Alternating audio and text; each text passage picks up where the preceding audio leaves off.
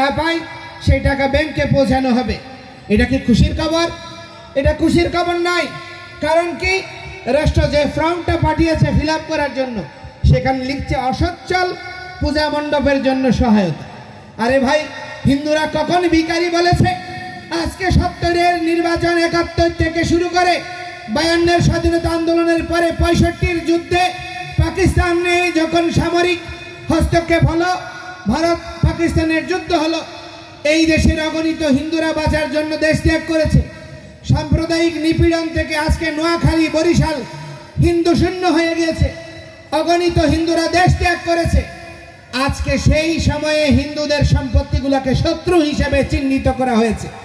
পাকিস্তানের যাদের নাগরিকত্ব আছে, লন্ডনে যারা নাগরিকত্ব আছে, বাংলাদেশের অনেক রাজনীতিবিদের দ্বৈত নাগরিকত্ব আছে, তাদের ফ্যামিলির দ্বৈত নাগরিকত্ব আছে, তারা শত্রু হয় না। কিন্তু সেই সময় বাঁচার জন্য যারা ইন্ডিয়ায় গিয়েছিল, তাদের সম্পত্তিকে শত্রু সম্পত্তি করা হয়েছে। আর শত্রু সম্পত্তি করে এই দেশে দীর্ঘ আন্দোলনের পরে আমাদেরকে এনিমি প্রপার্টি করা হলো, অর্পিত সম্পত্তি আইন করা হলো।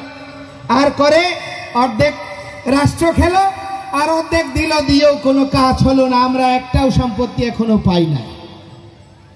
এবং তফসিলভুক্ত সম্পত্তি আপনার রাজনৈতিক উদ্দেশ্য পরিপূরণের জন্য অথবা সরকারি সম্পত্তি হিসেবে ব্যবহার করার জন্য তফসিলভুক্ত সম্পত্তি নিয়ে কোনো অভিযোগ আবেদন না করার পথ রুদ্ধ করে দেওয়া হয়েছে। তাহলে আমরা কি বাংলাদেশী? আমাদের অধিকার, আমাদের সম্পত্তি, আমাদের পূর্বপুরুষের সম্পত্তি আপনি কে দেওয়ার? এটা আমাদের নৈতিক অধিকার। এই অধিকার কেউ কেড়ে নিতে পারে না। আমাদের সম্পত্তির অধিকার, এটা আমাদের অধিকার, এটা ন্যায্যতার অধিকার। আমরা কেউ সম্পত্তিতে যাইনি। আজ পর্যন্ত দেখেছেন কোন হিন্দু কেউ সম্পত্তি দখল করেছে? আজকে আমরা যখন দেবত্ব সম্পত্তিগুলো উদ্ধার করতে যাই, তখন আমাদেরকে ভূমিদস্যু উপাধি দেওয়া হয়। এদিন একজন সরকারের পদস্থ কর্মকর্তা আমাকে বলছে, ইসকনের লোকেরা নাকি মানুষের জায়গা দখল করে। আমরা বললাম, বাংলাদেশে একটা ঘটনা দেখান যেখানে ইসকনের লোক কোনো জায়গা দখল করে, একটা ঘটনা। প্রতিটি দেবত্ব সম্পত্তি যেগুলো হিন্দুরা সংরক্ষণ করতে পারেনি, আমাদেরকে হস্তান্তর করেছে। সেই সম্পত্তি পুনরুদ্ধারের জন্য আমরা প্রযত্নবান হয়েছি। আমার দেবতার সম্পত্তি, আমার সংস্কৃতির ঐতিহ্যের স্মারক রক্ষা করা আমার দায়িত্ব, এটা আমার কর্তব্য। এই সন্ন্যাসী, এই যে ছত্রেশ্বর মহারাজ, এই যে গৌরী ধ্বজা বহন করেছে, যেদিন সন্ন্যাস নিয়েছে সেদিন নিজের সপিণ্ডন নিজে করেছে, নিজের পিণ্ডদান নিজে করেছে। অর্থাৎ কোন সন্ন্যাসীদেরকে সনাতন শাস্ত্রে মৃত বলা হয়েছে। তারা পৈতৃক সম্পত্তি থেকে বিযুক্ত হয়ে যায়, তারা পৈতৃক সম্পত্তির অধিকার পায় না। এটা হিন্দু আইন বলে। আমরা আত্মত্যাগের ব্রত নিয়েছি, নিজের জীবনকে জীবন মৃত্যুর ঊর্ধ্বে স্থাপন করে আজকে আমরা মাঠে নামছি। আত্মতপস্যালব্ধ জ্ঞান বিতরণের জন্য নয়, ধর্ম উপদেশ প্রদান করার জন্য নয়, হিন্দুদের বেঁচে থাকার অধিকার নিয়ে এখানে ন্যায্যতার ভিত্তিতে আমাদের সংস্কৃতি কৃষ্টিকে সুসংরক্ষণের জন্য। কিন্তু আমাদের প্রতিটি পদক্ষেপকে হয় ইন্ডিয়ান টেক নয়তো আওয়ামী লীগের দালালের টেক প্রদান করা হয়। আরে ভাই, আপনাকেও যদি আমি টেক প্রদান করি, আমি বলেছি, আমাদের একজন সমন্বয়ক বলেছেন যে হিন্দুরা নাকি নৌকাকে ভোট দিয়ে তাদের দুর্গতি ডেকে নিয়ে আসে। হিন্দুরা কেউ গিয়ে, কোনো সাধু সন্তরা আজকে যারা আন্দোলন করেছে দেখেছেন, দেখাতে পারবেন সাবেক প্রধানমন্ত্রীর পায়ে কদমবুসি করতে, কিন্তু আপনি কদমবুসি করেছেন। আপনি ছাত্রলীগের পথ নিয়েছেন। অধিকাংশ রাজনৈতিক দল বেঁচে থাকার তাগিদে হোক, নিজের রাজনৈতিক ক্যারিয়ারকে অথবা রাজনৈতিক আদর্শকে বাঁচিয়ে রাখার জন্য হোক, ছল বল কল কৌশলে টাকা দিয়ে হোক, ছাত্রলীগের পদ পদবি নিয়েছিল। আমরা তো কোনো পদ পদবি নিইনি। আমাদের কোনো দলীয় পদ দেখাতে পারবেন? আজকে সাতকানিয়ায়, আজকে সাতক্ষীরায়, আজকে যশোরে, বরিশালে আপনি দেখেন, ফিরোজপুরে দেখেন, সেখানে জামায়াত ইসলামী, বিএনপি অনেক নেতারা নির্বাচিত হয়েছে। আমাদের মিল্টন বৈদ্য মাদারীপুরে বিএনপির নেতৃত্ব করে উপজেলা চেয়ারম্যান হয়েছে। কই, তাদেরকে কি হিন্দুরা ভোট দেয়নি? সেগুলো তো হিন্দু প্রভাবিত এরিয়া, সেখানে হিন্দুরা ভোটের নির্ণায়ক। তাহলে আমাদেরকে আওয়ামী লীগের টেক দেওয়া হচ্ছে কেন? কারণ টেক দিচ্ছেন ভেবে চিনতে, অত্যন্ত প্রজ্ঞাপূর্ণ চিন্তা নিয়ে। কারণ আওয়ামী লীগকে যেমন ঝেঁটিয়ে বিদায় করেছেন তাদের অপশাসনের জন্য। আজকে আমাদেরকেও আওয়ামী লীগের দোসর বানিয়ে এই দেশ থেকে বিতরণের প্রচেষ্টা করার জন্য আওয়ামী লীগের টেক দেওয়া হচ্ছে। এই ধরনের প্রবণতা আমরা কোনো অবস্থায় মেনে নেব না। আমরা কখনো এই দেশের গণতন্ত্রের জন্য হুমকি নই। আমরা প্রতিটি রাজনৈতিক দলকে সমর্থন করি। প্রতিটি রাজনৈতিক দলে তো জামায়াত ইসলামেও তো হিন্দু আছে, আপনার সংখ্যালঘু তাদের একটা টিম আছে। বিএনপিতে প্রচুর নেতা, আমাদের ত্যাগী নেতা রয়েছে হিন্দুরা। কই তারা কি হিন্দু না? তারা কি ধর্ম ত্যাগ করেছে? তারা কি আদর্শ বিসর্জন দিয়েছে? তো সুতরাং আমাদের স্থিতিকে, আমাদের মর্যাদাপূর্ণ আপনাদের প্রতি আন্তরিকতা ভালোবাসাকে প্রশ্নবিদ্ধ করবেন না। আমি বক্তব্য দীর্ঘায়িত করব না, আমাদের সময় অত্যন্ত কম। আমাদের প্রতিটি হিন্দুদের জেগে ওঠার সময় এসেছে।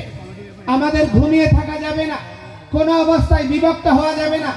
আমি যুবকদেরকে একটা কথা বলবো, ছাত্রদেরকে বলবো, আমাদের মধ্যে একটা বিভিন্ন এজেন্সি, বিভিন্ন রাজনৈতিক গোষ্ঠী বিভেদ তৈরির প্রচেষ্টা করছে যে প্রবীণ এবং নবীন যারা অতীতে দায়িত্বে ছিল, বিভিন্ন প্রতিষ্ঠানের দায়িত্ব ছিল, তাদেরকে দালাল হিসেবে চিহ্নিত করে একটা সমাজে বিভাজন তৈরি করার চেষ্টা হচ্ছে।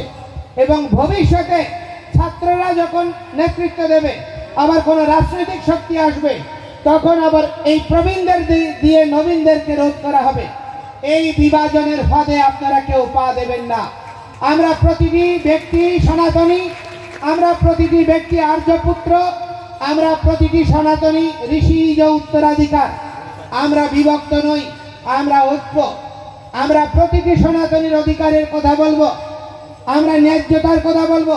কোন সনাতনী, অনেকে আমাকে প্রশ্ন করেছে, যদি কোনো সনাতনী দুর্বৃত্ত হয়, রাজনৈতিক দুর্বৃত্ত হয়, তার কি বিচার করা যাবে না?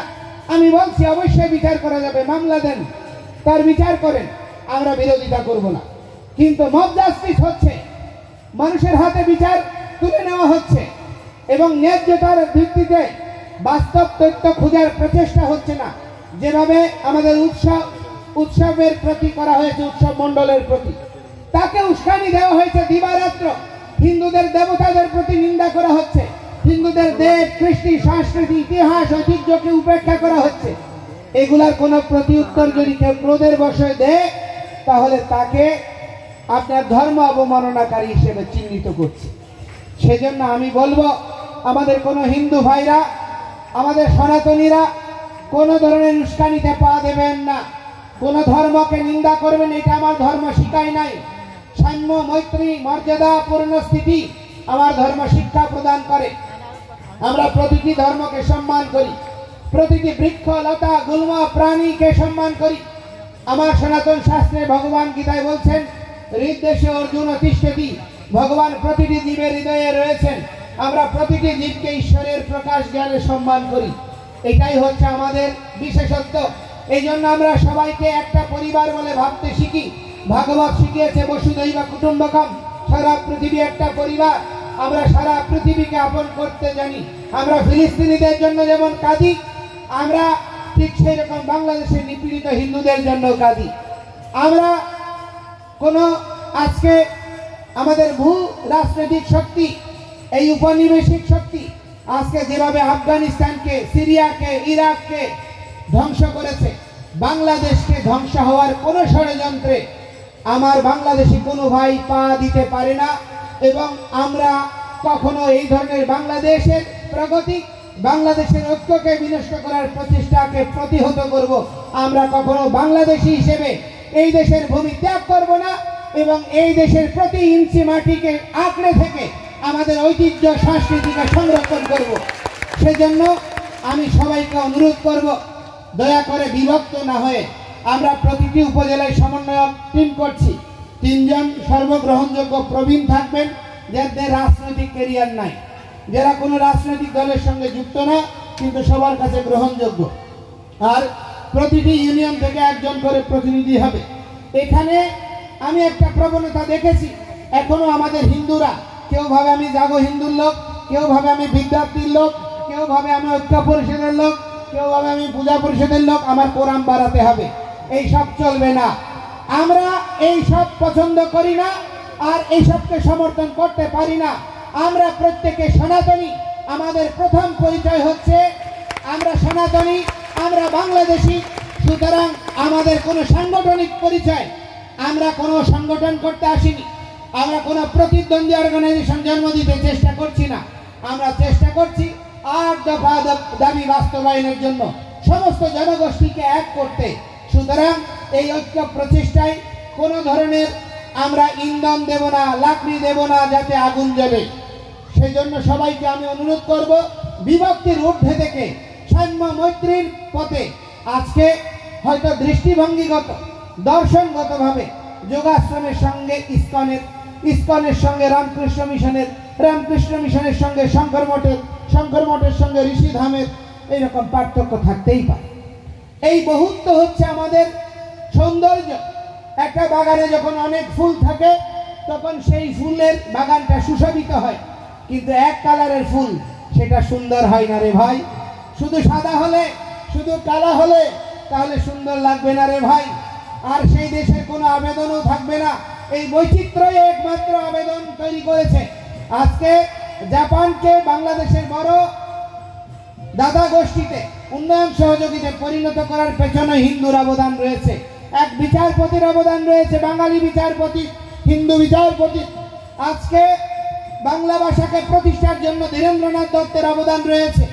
এই বাঙালি জাতি নামে একটা স্বতন্ত্র জাতিগোষ্ঠী রচনার একটা স্বদেশ ভূমি প্রত্যাশার স্বপ্ন দেখেছিলেন কবিগুরু রবীন্দ্রনাথ। আজকে বাংলা ভাষা, বাংলা বর্ণমালা এগুলো সনাতন ঐতিহ্য নয়, এই বঙ্গভূমির ঐতিহ্যের স্মারক। ঋষিজ কৃষ্টির উত্তরাধিকার, ঋষিজ জ্ঞানের বিকাশ, এগুলোকে অস্বীকার করতে পারবেন? চিকিৎসা বিজ্ঞানে আয়ুর্বেদের ভূমিকা অস্বীকার করতে পারবেন?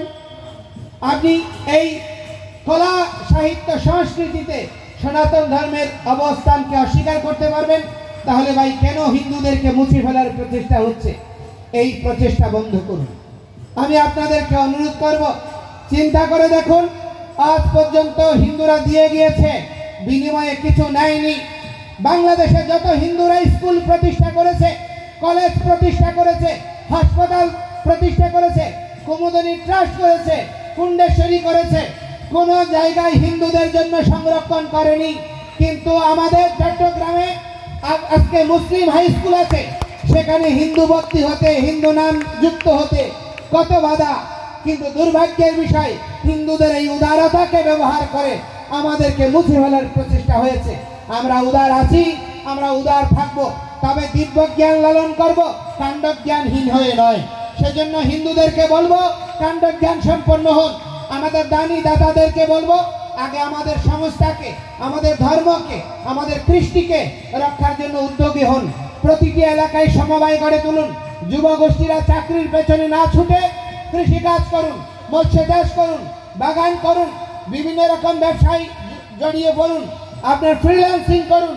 এইসবের মাধ্যমে অর্থ উপার্জন করুন, নিজের জাতি গোষ্ঠীকে বিনির্মাণ করুন আর নিজের অধিকারের জন্য মাঠে নামুন। আপনি যদি সরকারি চাকরিজীবী হন তাহলে আপনাকে দালাল আর দাস বানিয়ে রাখবে, আপনার বাক স্বাধীনতাকে হরণ করবে। আমাদের অতীতের রাজনৈতিক নেতারা তারা দালাল হয়েছে, তারা নিজের দলীয় পরিচয়ের বাইরে গিয়ে হিন্দুদের জন্য কথা বলতে পারেনি।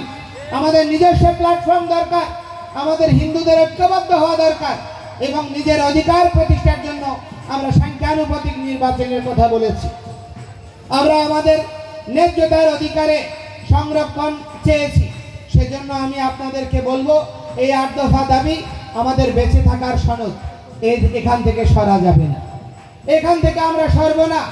সেজন্য আমি আপনাদের সকলকে বলবো, আপনারা অনলাইনে যুক্তিকভাবে, আদর্শিকভাবে, ফিলোসফিগতভাবে আমাদের দাবি তুলে ধরুন। আমাদের কথাগুলো মিডিয়ারা প্রচার করছে না, কারণ তারা ভয় পায় যদি প্রগতির কথা, ন্যায্যতার কথা, আদর্শিকতার কথা, সত্য কথা যদি উদ্ভাসিত হয় তাহলে না অসত্য নির্বাপিত হয়। এই জন্য সত্য কথা বলার লোক নাই। সেজন্য আপনাদের মোবাইল হবে আপনাদের মিডিয়া, আপনাদের কণ্ঠ হবে আমাদের কি বলে সাংবাদিকতা। এবং আমি প্রগতিশীল সমস্ত সাংবাদিক, আমাদের প্রথম আলো সহ অনেকগুলো সংগঠন অনেকগুলো সংবাদপত্র যারা সত্য তোলার প্রচেষ্টা করেছে তাদেরকে আমরা কৃতজ্ঞতা জানাই, ধন্যবাদ জানাই। যদিও পরিপূর্ণ চিত্র উঠে আসেনি, আমরা আংশিক এই তুলে ধরার জন্য কৃতজ্ঞতা জানাচ্ছি। তো আমি পরিশেষে আপনাদের সকলকে বলবো, সংঘবদ্ধভাবে বিভক্ত না হয়ে আমাদের প্রতিটি প্রাতিষ্ঠানিক পরিচয় থাকবে, আমাদের পদ পদবি থাকবে, আমাদের মতাদর্শ স্বতন্ত্র থাকবে, কিন্তু 8 দফা দাবিতে আমরা সবাই ঐক্যবদ্ধ, আমরা বিভক্ত নই, আমরা সংঘবদ্ধ। মহাপ্রভু শিখিয়েছেন সংঘ শক্তি যুগে জানা, এই যুগের শক্তি হচ্ছে সংঘ শক্তি। এই মিলিত শক্তি সমস্ত অশুভকে বিনাশ করবে। আমি আমাদের ছত্রেশ্বর মহারাজকে কৃতজ্ঞতা জানাচ্ছি, উনি আমাদের এই আন্দোলনে যোগদান করার জন্য। এবং আমি সমস্ত সাধু সন্তদেরকে অনুরোধ করব, আগামী 4 তারিখ ঢাকা কেন্দ্রীয় শহীদ মিনারে আমরা সমাবেশ আহ্বান করেছি। সমস্ত মঠ মিশন মত পথের মানুষ আপনারা ঢাকায় কেন্দ্রীয় শহীদ মিনারে যোগদান করুন সমাবেশে। আমাদের ন্যায্যতার কথা আমরা তুলে ধরি, আমাদের অধিকারের কথা তুলে ধরি এবং আমরা দৃঢ় প্রত্যয়ী হয়ে এই অবস্থান সমুন্নত রাখি। এই প্রত্যাশা রেখে আমি আমার বক্তব্য শেষ করছি। আমার বক্তব্যের পরে আপনারা একটু বসবেন, ছত্রেশ্বর মহারাজ এবং লীলারাজ প্রভু ওনারা আশীর্বাদী দেবেন, আমাদের প্রেরণাদায়ী কথা বলবেন। তা শোনার পরে এখানে প্রতিটি উপজেলা থেকে একজন করে সমন্বয়ক এবং 3 জন সর্বগ্রহণযোগ্য ব্যক্তিকে নিয়ে একটা সমন্বয়ক টিম হবে। আমাদের এই সিস্টেমটা 3 স্তরে, আমরা সন্তরা থাকবো প্রথম সারিতে, আর পেশাজীবীরা থাকবেন, প্রবীণেরা থাকবেন, তারা পরামর্শ দেবেন, বুদ্ধি দেবেন, আর ছাত্ররা থাকবেন ফ্রন্ট লাইনে। তো সেই জন্য এখানে আপনারা সকলেই হচ্ছেন যোদ্ধা। স্বাধীনতা এসেছিল জনযুদ্ধের কারণে, সব মানুষ যুক্ত হওয়ার কারণে। প্রতিটি হিন্দু নরনারী যুদ্ধ করতে হবে, এই ন্যায্যতার অধিকারের যুদ্ধ করতে হবে, এই আন্দোলন এগিয়ে নিতে হবে। আমার মায়েদেরকে অনুরোধ করব, মুষ্টি ভিক্ষা জমা করুন, প্রতিদিন ঘরে 1 মুষ্টি করে চাল খান, ওই অর্থ সঞ্চয় করুন। প্রতিটি হিন্দুদেরকে বলবো, এই যে দুর্গা পূজা আসছে, অতিশয় আপনার কি বলে ডিজে বাজিয়ে আপনার এই ইলেকট্রিসিটির পেছনে অর্থ খরচ না করে বর্ধিত অর্থ সঞ্চয় করুন এবং নিজেদের ঘরে অন্নপ্রাশন সহ যে কোনো মাঙ্গলিক কার্য থেকে একটি অর্থ সঞ্চয় করুন। একটা প্রতিটি উপজেলা ভিত্তিক একটা ফান্ড করে তুলুন আমাদের আন্দোলনকে এগিয়ে নেওয়ার জন্য। আমাদের যারা অসহায় পীড়িত, যাদের ঘরবাড়ি ভাঙচুর হবে তাদেরকে সংরক্ষণ করার জন্য, যে সমস্ত মঠ মন্দির ক্ষতিগ্রস্ত হবে তা পুনরুদ্ধারের জন্য আমরা যেন একটা জনযুদ্ধ সৃষ্টি করতে পারি, এই প্রত্যয় জানিয়ে আমি পাহাড়ি বাঙালি আমাদের এই কি বলে যত সাধারণ নরনারী, আপনার যতগুলো ধর্মীয় এবং আদর্শিক সংখ্যালঘু সকলকে অনুরোধ করব, ঐক্যবদ্ধ হন। এই সংখ্যালঘুদের বেঁচে থাকার জন্য এক হওয়ার বিকল্প নেই। এই ঐক্যের আহ্বান জানিয়ে আমি আমার বক্তব্য শেষ করছি। জয় শ্রীরাম, জয় শ্রীরাম, জয় শ্রীরাম, জয় শ্রীরাম, জয় শ্রীরাম, জয় শ্রীরাম। হর হর মহাদেব, হর হর মহাদেব, হর হর মহাদেব, হর হর মহাদেব। হরে কৃষ্ণ, হরে কৃষ্ণ, হরে কৃষ্ণ, হরে কৃষ্ণ, কৃষ্ণ কৃষ্ণ, কৃষ্ণ কৃষ্ণ, হরে হরে, হরে হরে, হরে রাম, হরে রাম, হরে রাম, হরে রাম, রাম রাম, রাম রাম, হরে হরে, হরে হরে, হরে কৃষ্ণ, হরে হরে কৃষ্ণ, হরে কৃষ্ণ কৃষ্ণ, কৃষ্ণ, হরে হরে, হরে রাম, হরে রাম, হরে রাম, রাম রাম, হরে হরে। এখন আশীর্বাণী প্রদান করছেন আমাদের প্রবীণ সন্ন্যাসী শ্রী শ্রীমৎ সচ্চেশ্বরানন্দজি মহারাজ।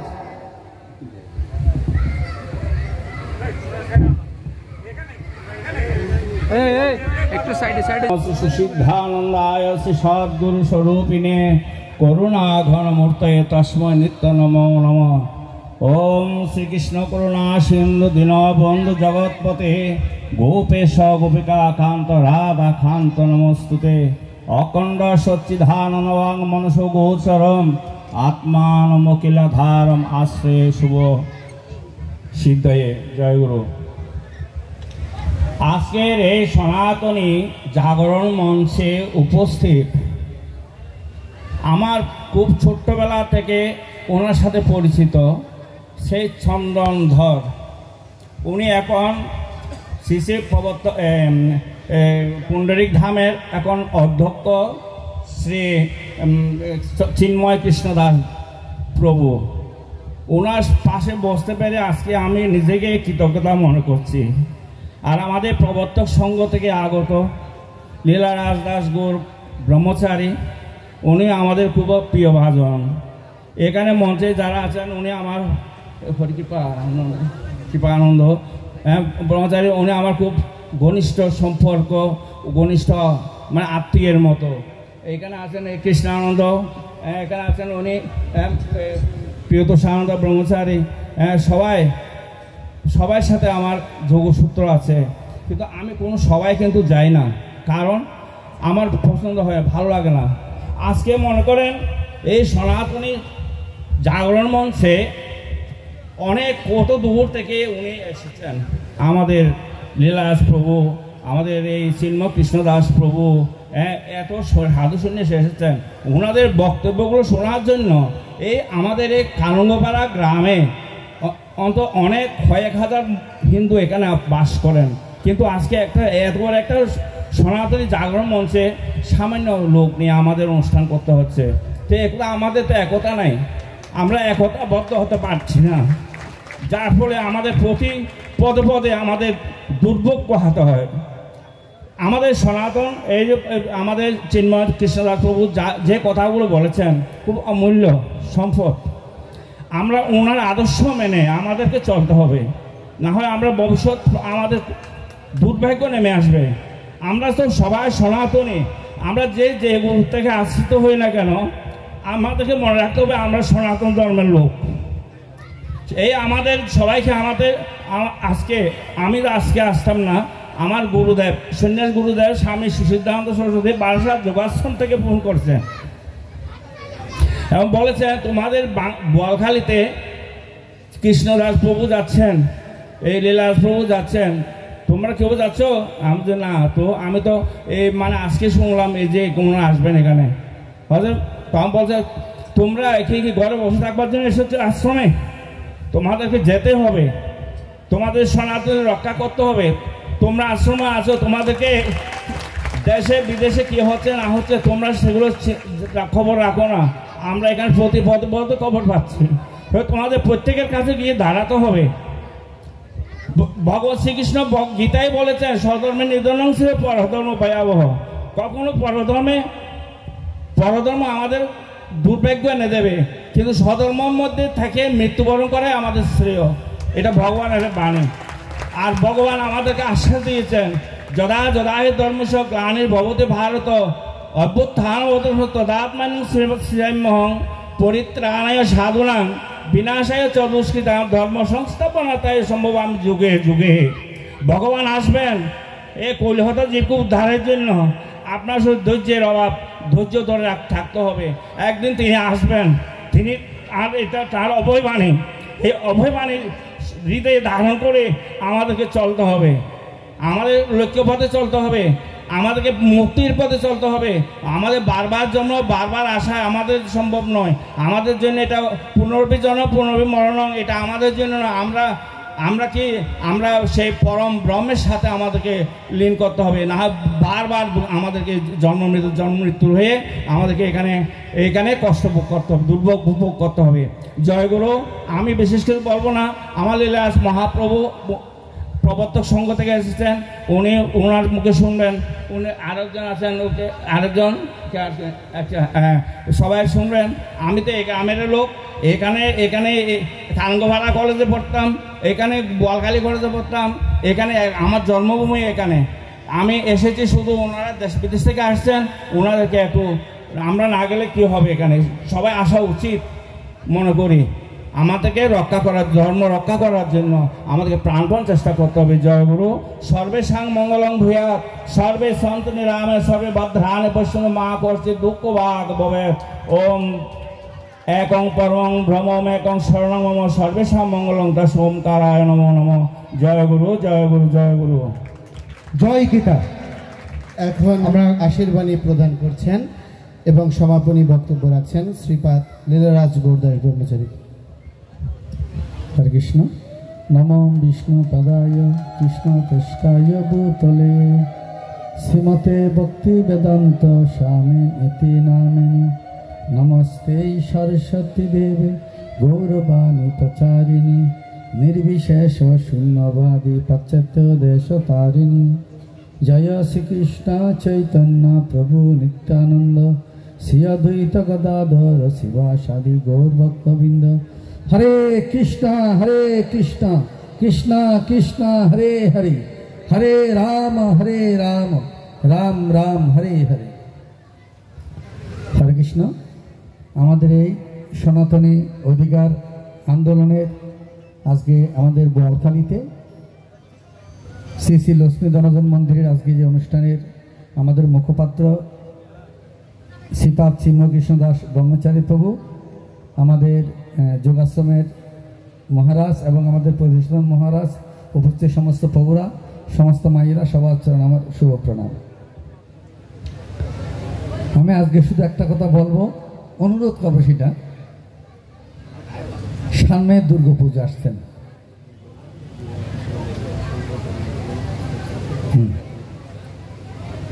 তো সামনে দুর্গাপুজো উপলক্ষে আমাদের ছোটবেলাতে আমরা যেভাবে পুজো দেখতাম, আমাদের উচিত আস্তে আস্তে সেখানে ফিরে যাওয়া। কেননা আমাদের অনেক অর্থ আমরা কি করি, অপচয় করি। আমাদের অর্থ রোধ করে কিছু অর্থ দিয়ে আমাদের সনাতনীদের পাশে দাঁড়াতে হবে। 2 নম্বর হচ্ছে, আমি ছোট্ট একটা কাহিনী বলবো, হরে কৃষ্ণ, সবাই শুনবেন। এটা পদ্মপুরাণের একটা কাহিনী। অর্থাৎ কেউ যদি নেশা করেন তার পরিণামটা কি, এই কাহিনী বলে আমি শেষ করব। পদ্মপুরাণে একটা কাহিনী আছেন, ব্রাহ্মণের সন্তান এবং প্রধানমন্ত্রীর সন্তান একই স্কুলে পড়াশোনা করতেন। তো এক সময়ে একজন ব্রাহ্মণের সন্তান, যারা বিশেষ করে যারা ব্রাহ্মণ তারা অনেক সুন্দর হয়, মন্ত্রীর ছিল কন্যা, এই ব্রাহ্মণের পুত্রকে ভালোবেসে ফেলে, একই স্কুলে পড়াশোনা করত। যখন তারা উপযুক্ত হয় তাদের কি করবে, বিবাহ দেবেন। কিন্তু মন্ত্রী কন্যা তার মাকে বলছেন, সুকৃতের দ্বারা আমি যদি বিয়ে করি, আমি ব্রাহ্মণের ছেলেকে বিয়ে করব। এখন কিভাবে হবে, ব্রাহ্মণ আর ক্ষত্রিয় বিয়ে হচ্ছে। যাই হোক, বিয়ে দিলেন। ব্রাহ্মণের ছেলে তো গরিব থাকেন, বিশেষ করে যারা ব্রাহ্মণ তারা বেশি ধনী লোক হয় না, কিন্তু মন্ত্রী মানে তো বিশাল ব্যাপার। কিন্তু ব্রাহ্মণের সুবাদে একই স্কুলে পড়াশোনার সুযোগ ছিল। তো আমি শুনেছি এই লীলাটা পদ্মপুরাণ থেকে, যখন তাদের বিবাহ হয়, যখন ছেলে তার মেয়ে তার স্বামীর কাছে যাবেন, ওই ব্রাহ্মণের পুত্রের ব্রাহ্মণের সমস্ত গুণাবলী ছিল, ফলে সেই রুমে প্রবেশ করার সুযোগ তার হয় নাই, যেহেতু সমস্ত গুণের অধিকারী ছিল তিনি। তখন কি হয়, সারা রাত চেষ্টা করে পতি দেবতার কাছে যেতে না পেরে তিনি রানীদেরকে বললেন, মাকে বলছেন এই ব্যাপার। তখন সমস্ত পণ্ডিতদেরকে ডেকে বলছেন, একটা কাজ করো, এই ব্রাহ্মণের সন্তানকে কি করো, গোমাংস ভক্ষণ করাও কৌশলে, তাহলে তার ব্রাহ্মণের গুণগুলো কি হবে, নষ্ট হয়ে যাবে। তখন তার স্ত্রীকে সে চিনবে। সে গুণের সদ্গুণের ফলে সে ভুলে গেছেন বিবাহের কথা। পরের দিন তাকে গোমাংস ভক্ষণ করালেন, কিন্তু তার অত শুদ্ধতা ছিল, তার ব্রাহ্মণত্ব তেমন ক্ষতি হয়নি। পরের দিনও স্ত্রী তার স্বামীর কাছে যেতে পারেনি। আবার মিটিং হলো, তখন বলা হচ্ছে কি জানেন, তাকে কি করা, সুরাপান করা হোক। সুরা মানে কি, কখন খাবে এটা, কখন খাবে, অনেকে, সবাই নয়, কখন খাবে, দুর্গাপূজাতে। তখন তাকে কি পান করালো, সুরাপান করালো। সুরাপান করার সাথে সাথে তার সমস্ত গুণাবলী ধ্বংস হয়ে গেলেন, নষ্ট হয়ে গেলেন। পরের দিন তিনি নিজেও কি করলেন, তার স্ত্রীকে খুঁজতে শুরু করলেন। আমি এটা অনুরোধ করছি, দেখুন শাস্ত্রে বলছেন, আপনি যদি সমস্ত গুণের অধিকারী হন, পারমাত্মিক গুণের অধিকারী হন, যদি আপনি এই সুরা পান করবেন, আপনার সমস্ত গুণগুলো ধ্বংস হয়ে যাবে। অতএব এটাই নয় শুধু, আপনি উপযুক্ত আপনার রক্ত বৃত্ত জ্ঞান আছেন, আপনি খাচ্ছেন, আপনার সন্তান দেখছেন, আপনার প্রতিবেশী দেখছেন, আপনার জুনিয়ররা দেখছেন, তারা বলবে কি এটা একটা স্বাভাবিক ব্যাপার। এইভাবে আমাদের অনেকে মনে করেন ধর্ম মানে কি, ধর্ম মানে হচ্ছে অনাচার, খাকি না। আমি বিনীতভাবে অনুরোধ করছি, আসলে দেখুন এই কথা বলার অর্থ হচ্ছেন আমি অন্ততপক্ষে এই 15 দিনের মধ্যে না হলেও 40টা মিটিং করেছি। ম্যাক্সিমাম আমাদের প্রতিবেশী ভাইরা বলছেন আপনারা এটা কি ধর্ম করেন দুজন, আমাদের সধর্মের কেউ নয়, তারা আমাদের সনাতনী কেউ নয়, তারা আমাদেরকে যারা বলছেন তারা অনেক বিজ্ঞ লোক, বড় বড় রাজনৈতিক ব্যক্তিত্ব, অনেক শিক্ষিত লোক যারা লন্ডন আমেরিকা পড়াশোনা করেন। তারা বলছেন আমরা দেখেছি বিদেশের মধ্যে, কিন্তু আমরা ছোটবেলাতে আপনাদের এই সনাতনের এই ধরনের অনাচার আমরা দেখি নাই। কথাটা তারা বলছেন, বড় বড় মন্ত্রীরা, বড় বড় আগে রাজনৈতিক ব্যক্তিত্বরা তারা বলছেন আমরা ছোটবেলাতে পুজোতে যেতাম, আমরা আনন্দ করতাম, কত সুন্দর বৈদিক নৃত্য হতো, এই ধরনের অনাচার আমরা তখন দেখি নাই। এখন কি হচ্ছে আপনাদের পুজোতে? আমাদের অনুরোধ, আমরাও এগুলো নিয়ে যখন আপনাদের সম্পর্কে বলি, সনাতনী সম্পর্কে, অনেক জায়গাতে আমাদেরকে হেয় করা হয়, বলছে তুমি গেছো এখন পূজায়, আগের এই পূজা নেই। এখন ছেলে মেয়েরা সন্ধ্যা হলে কি থাকে না, সবাই আত্মা হয়ে যায়, মানে বুঝেন, দেহ জ্ঞানটা থাকে না, দেহের স্মৃতি থাকে না, দেহের বাইরে এসে তারা ছেলে মেয়ে একাকার হয়ে যায়। আমি অনুরোধ করব, দেখুন আমাদেরকে ফিরে আসতে হবে, এখান থেকে বেরিয়ে এসে সাত্বিকভাবে আমরা আকুলভাবে মায়ের আরাধনা করব, আকুলভাবে প্রার্থনা করব। এই আমাদের জন্মভূমি, এই আমাদের মাতৃভূমি, আমরা এই ভূমির পুত্র, আমার পূর্বপুরুষ এখানে ছিল, আমরা এখানে থাকব, আমাদের সমস্ত অধিকার আপনারা করুণা করে আদায় করে দিই। এভাবে আমরা মায়ের কাছে প্রার্থনা করব। এই বছর এইটাই হবে আমাদের পুজোর সংকল্প, এটাই আমাদের প্রচেষ্টা। এইভাবে পুজো করে আমরা মায়ের আশীর্বাদ আমরা নিয়ে আমাদের অধিকার আমরা আদায় করার জন্য এগিয়ে যাব। সবাইকে অনেক অনেক অনেক ধন্যবাদ। হরে কৃষ্ণ। শুভ। একটু বসুন আর 5-7 মিনিট। আমাদের দুজন সহযোদ্ধা এখানে আছেন, তো ওনারা একটু বলবেন। আমাদের একজন সহযোদ্ধা হচ্ছে জুয়েল আইস, যাকে অলরেডি সে কোনো রাজনীতি না করে শুধু হিন্দু স্বার্থে কথা বলার কারণে তাকে হত্যা মামলার আসামি বানানো হয়েছে, এবং দীর্ঘদিন ধরে তাকে বিভিন্ন নির্যাতন করা হচ্ছে, বিভিন্ন এজেন্সি, বিভিন্ন পুলিশ থেকে, প্রশাসন থেকে। তো সেই জন্য আমরা আমাদের জন্য যে লড়ছে তার পাশে আমাদের ভালোবাসা প্রকাশ করা উচিত কি অনুচিত? তো সেই জন্য আমি এবং আরেকজন হচ্ছে আমাদের রুবেল দাস, তো তারা এসছেন, তারা 2-1 মিনিট করে তাদের কথাগুলো বলবেন, এবং আমাদের শেষে এখন আমি রুবেল দাসকে বলবো যে কিছু বলার জন্য সবার উদ্দেশ্যে।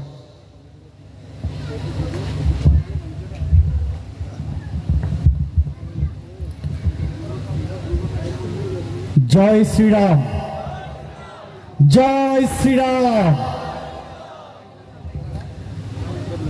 জয় শ্রীরামের ধ্বনি নিয়ে গত 5ই আগস্ট রাজনৈতিক পট পরিবর্তনের ফলে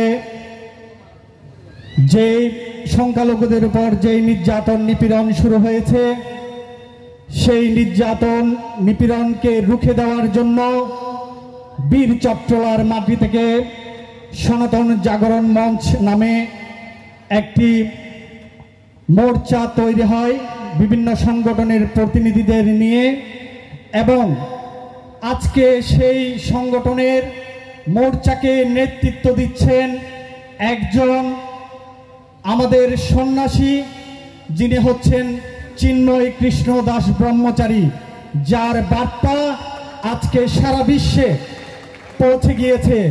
আজকে সনাতনীরা আপনারা যদি ওনাকে সহযোগ দেন, সাথে থাকেন, এই দীর্ঘতম আমরা এই আন্দোলনটা একদিনের নয়, এই আন্দোলনটা আমরা দীর্ঘদিন, যতদিন পর্যন্ত আমাদের 8 দফা আমরা স্থির করেছি, এই 8 দফা আমরা যতদিন পূরণ করতে পারবো না, আপনাদেরকে সাথে নিয়ে আমরা এই মাঠে থাকব।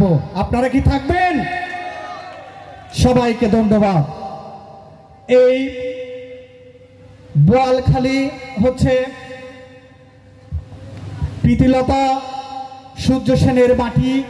এই মাটিতে যে আত্মত্যাগ বলিদানের যেই রক্ত আপনাদের ধমনীতে আছে, আশা করি আপনাদের সবাইকে আমাদের সাথে পাবো, সেই আশাবাদ ব্যক্ত করে আমার বক্তব্য শেষ করছি। এখন বক্তব্য রাখছেন অনেক নির্যাতন নিপীড়নের শিকার আমাদের অনন্য সহযোদ্ধা শ্রীযুত জুয়েল আইস। ধন্যবাদ প্রভু। উপস্থিত সকলকে ধন্যবাদ জানাচ্ছি। আপনাদের অনেকক্ষণ ধরে বসে অপেক্ষা করেছেন, তার জন্য আসলে আমাদের একটু বিলম্বিত হয়েছে, সেজন্য আমরা ক্ষমা চেয়ে নিচ্ছি। আজকের এই যে প্রোগ্রাম আপনারা জানেন বাংলাদেশ সনাতন জাগরণ মঞ্চের তত্ত্বাবধানে আমাদের চিন্ময় কৃষ্ণ দাস প্রভুর আমাদের যে মুখপাত্র হিসেবে রয়েছেন। আমরা গতকালকেও আমাদের কক্সবাজারে প্রোগ্রাম ছিল, প্রভু সেখান থেকে চকুরিয়া থেকে মহেশখালী থেকে আপনাদের সোজা বোয়ালখালীতে এসেছেন। তো ইতিমধ্যে আপনারা জানেন এই বিগত দিনে আসলে আমরা যেই ভুলটা করেছি, আমরা তাদেরকেই নেতা বানিয়েছি যারা বিপদে আমাদের ফেলেই চলে গেছে। আমরা কোনো লক্ষ্য পাইনি, কোনো এমন কারো পিছনে আমরা যাইনি যা বিপদে আমাদেরকে দিক নির্দেশনা দিয়েছে। তো আমরা চেষ্টা করছি আমাদের যুব সমাজ এবং নবীন এবং প্রবীণের সমন্বয়ে আমাদের সনাতন সম্প্রদায়ের নেতা হবে আমাদের সাধুরা, আমাদের মঠ মিশনের যে ব্রহ্মচারীরা আছেন তাদেরকে আমরা নেতা মানব। কোনো দলের, কোনো মতের, কোনো পথের মানুষকে আমরা আমাদের নেতা মানব না। আমরা এই নেতাদের কারণে এই 71 সালের পর থেকে এখনো পর্যন্ত আমরা নির্যাতন নিপীড়নের শিকার হয়েছি। তো আপনাদেরকে আবারও অশেষ ধন্যবাদ জানাচ্ছি বোয়ালখালীবাসীদের। এই বোয়ালখালীতে বিপ্লবের স্মৃতিগাথা এবং আমাদের জনপ্রিয় যিনি শ্রী চিন্ময়, তার জন্ম এই বোয়ালখালীতে, এবং ওনার যে গুণ, ওনার যে বহির্বিশ্বে ওনার যে আত্মত্যাগ সেটা সবারই জানা। তো আমরা আজকে এখানে আমাদের প্রত্যেক আমরা চাচ্ছি আমাদের প্রত্যেক জেলায়, প্রত্যেক উপজেলায় আমাদের সাথে যাতে একটা সমন্বয় করা হয়, সেজন্য আমরা একটা সমন্বয় কমিটি আমরা এখানে করব। তো আজকে যারা আয়োজন করেছেন আমরা তাদেরকে বিশেষ ধন্যবাদ জানাচ্ছি। আমি নামগুলো একটু বলছি: কিশোর দে, রনি বিশ্বাস, আবির বিশ্বাস, রোমারিও সূত্রধর, প্রভাত শীল, রবীন চৌধুরী। আমরা তাদের সাথে যোগাযোগ করে আমরা আমাদের সমন্বয়ক যে টিম হবে, আমরা নবীন এবং প্রবীণদের মধ্য থেকে আমরা সেগুলো নিব। তবে অবশ্যই যারা এই নামগুলো প্রস্তাব করবেন, আপনাদের কাছে অনুরোধ থাকবে এমন কোনো ব্যক্তির নাম আপনারা প্রস্তাব করবেন না যার সাথে আপনার সুসম্পর্ক আছে বলে, এমন কোনো ব্যক্তির নাম প্রস্তাব করবেন না যাকে নিয়ে বিতর্ক রয়েছে, যে কোনো সরাসরি রাজনৈতিক সাথে যুক্ত, সরাসরি রাজনীতির সাথে যুক্ত রয়েছেন এমন কারোর নাম আপনারা দয়া করে প্রস্তাব করবেন না। আর আমাদের যে শেষ বিষয়, এখানে যিনি মুখপাত্র থাকবেন কোনো একটা মঠ কিংবা মিশনের বা কোনো মন্দিরের একজন মহারাজকে আপনারা রাখবেন, যিনি হচ্ছেন আমাদের সাথে, আমাদের প্রভুদের সাথে সমন্বয় করবেন। আর সর্বশেষ আমি একটা কথা বলি, সামনে আমাদের দুর্গাপুজো, একটা কথা যুক্ত করে দিয়ে এখানে এই বোয়ালখালীর অনন্য কৃতি সন্তান ছত্রেশ্বর মহারাজ আছেন, উনি প্রধান সমন্বয়ক এবং আমাদের সঙ্গে জগদাত্রীহা প্রভু, তো উনি সহ সমন্বয়ক হিসেবে, এরা মুখপাত্র হিসেবে কাজ করবে আর সন্ত হিসেবে, আর বাকিদের নামগুলো সংগ্রহ করে আমাদের জুয়েলাইস প্রভুরা আমাদের কেন্দ্রীয় সেল থেকে এবং লোকালি জানিয়ে দেওয়া হবে। তো আজকের মূলত এই প্রোগ্রামটি যারা আয়োজন করেছেন তারা দুদিনের মধ্যে আজকে প্রোগ্রামটি আয়োজন করা হয়েছে। তারা আসলে চেষ্টা করেছে বোয়ালখালীতে যত সংগঠন আছে, যত সংস্থা আছে, যত ক্লাব আছে, যত সামাজিক সংগঠন আছে সবাইকে যাতে এক জায়গায় আনতে পারে। তো তাদেরকে আমি আবারও ধন্যবাদ জানাচ্ছি। তারা তাদের যে দুদিনের অক্লান্ত পরিশ্রমে আজকের এমন একটা সভা তারা আয়োজন করেছে। সর্বশেষ একটা কথা বলছি, আপনারা জানেন সামনে আমাদের শারদীয় দুর্গাপূজা। প্রতি বছর দুর্গাপূজা আসলেই আমাদের জন্য একটা আতঙ্কের দিন হয়।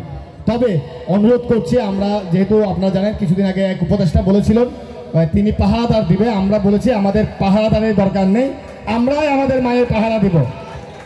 কেউ যদি বলে তারা পাহারা দিতে পারবে না, তারা মায়ের পূজা করবেন না।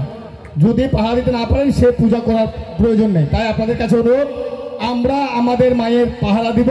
কেউ যদি ভুলে চলে আসে, ভুলে মণ্ডপে ঢুকে যায়, তাকে কিভাবে আপ্যায়ন করতে হয় সেটা বোয়ালখালীবাসী জানে। তারা সেটা সেদিন সেই জায়গায় তারা সেটা প্রমাণ করবে। ধন্যবাদ সকলকে। জয় শ্রীরাম, জয় শ্রীরাম, জয় শ্রীরাম। হর হর হর হর হর হর। আপনাদের জন্য শরবতের ব্যবস্থা আছে, আমাদের গ্রহণ করবেন।